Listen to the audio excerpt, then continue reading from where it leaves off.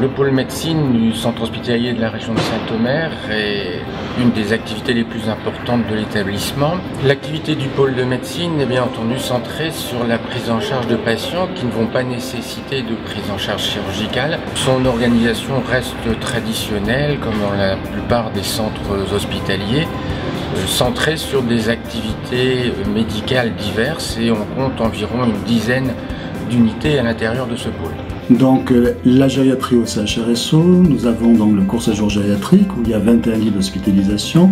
Nous avons le centre mémoire avec les consultations. Nous intervenons aussi donc dans l'HPDD, l'hôpital de jour.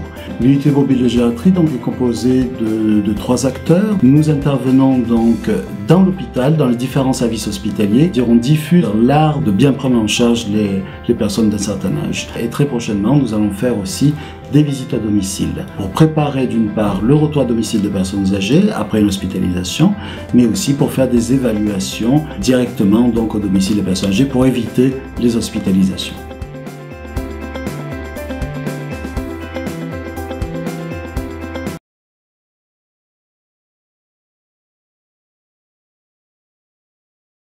Patients atteints de cancer, donc avec une prise en charge vraiment accentuée au niveau des soins de support, avec une prise en charge donc, par la diététicienne, la psychologue.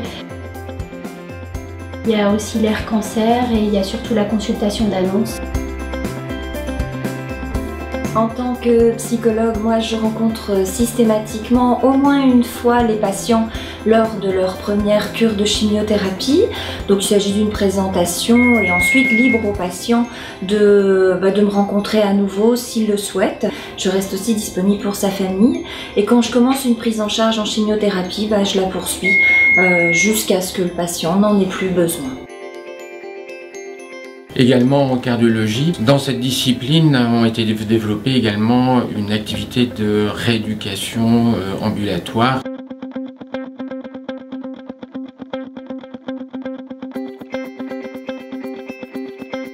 Donc on prend en charge ici en réadaptation des patients atteints de maladies cardiovasculaires. Il y a 2 axes principaux, il y a toute la partie éducation thérapeutique et toute la partie réentraînement à l'effort. Donc en fait la réadaptation cardiaque a pour but de permettre aux patients d'influencer favorablement en fait, le processus de leur maladie puisque c'est une maladie évolutive.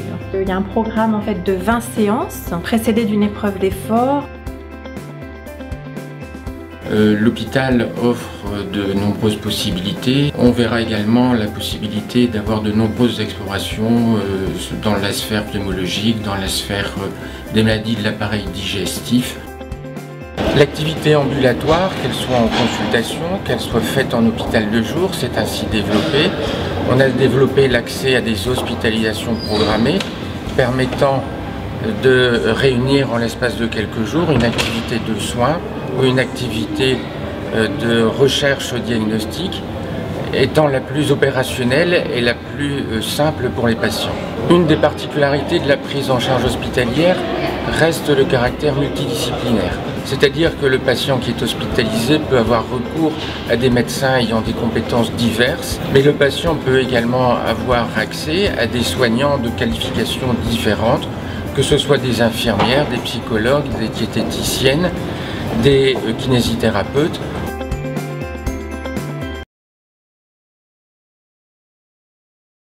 Ça fait partie des soins de support pour apporter tout ce qui est détente, relaxation, qui retrouve un petit peu l'estime de soi, qu'il y ait moins d'anxiété avant les chimiothérapies.